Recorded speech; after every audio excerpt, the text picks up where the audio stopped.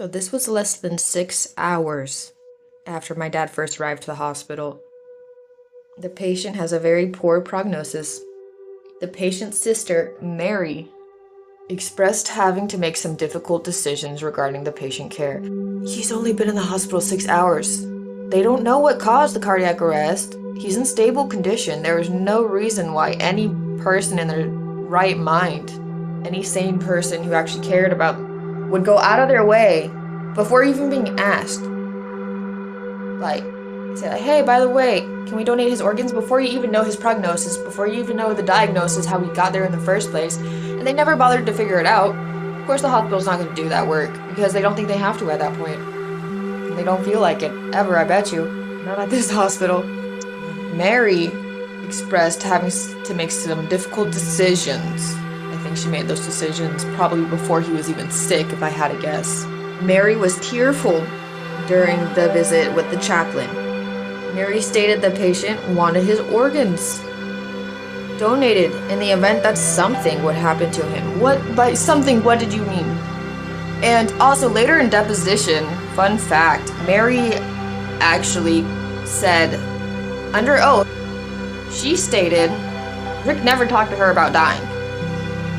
That he was invincible and he was never gonna die. And it sounds sarcastic, but I'm pretty sure she meant it literally, like just knowing my dad and knowing her.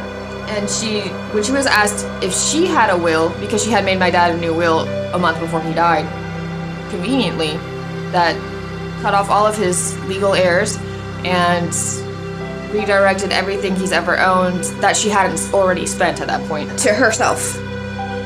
And she did go with him to procure the will. It was with her own lawyer, the same lawyer she used to get the guardianship over him, by the way. But when she was asked if she had a will by our lawyer under sworn oath, she said, no, because I'm like Rick. No, because I'm like Rick, who's gonna live forever. Mind you, Rick was already dead at that point. So what happened to Rick that was so unnatural that she would so naturally say something so crazy when he's already dead? And it's barely the beginning of like mountains of evidence we have of just horrific shit that's been going on. Mary stated he wanted his organs donated in the event that something would happen to him. I wonder what that something was. Because as far as how they were trying to explain what had happened to everyone is like it was a natural freak accident. They tried to explain like nothing happened to him. Nothing happened. It's just a heart attack. Nothing happened. It was just a seizure. And yes, there's multiple versions of the story. So yeah, that's also suspicious. What? Because what a weird, what a creepy thing to make up stories about someone's death.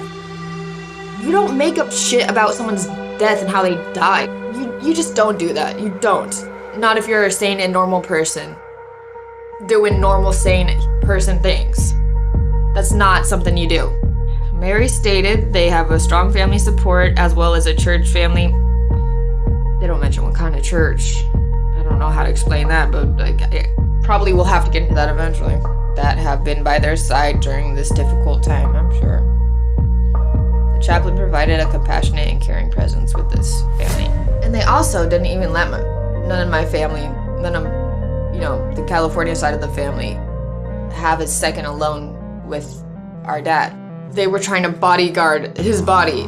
It wasn't until my brother showed up and heard about what the fuck they were doing, not even letting my sisters have a second alone with him to say goodbye. My brother almost had to forcibly remove her from the room just to give her a minute. And also something else to keep in mind. They had printed out copies of the will, all these new beneficiaries, all three of them. They printed out new versions of the will, only enough copies for all the new beneficiaries. Flat out ignored his children when we asked them if there's anything, we need to go through his probate process or whatever. We were just flat out ignored. We flat out asked them if they had a will, that we were also ignored because these people were, we thought they were his caretakers, but it turns out really all they were trying to do was isolate him this whole time. We started figuring that out basically a second too late. What was Ronnie so afraid of happening? What was Ronnie so afraid of my dad waking up for? He was so afraid. Well, he better be afraid. Because none of this is adding up right, and I'm gonna figure it out. I promise. Promise.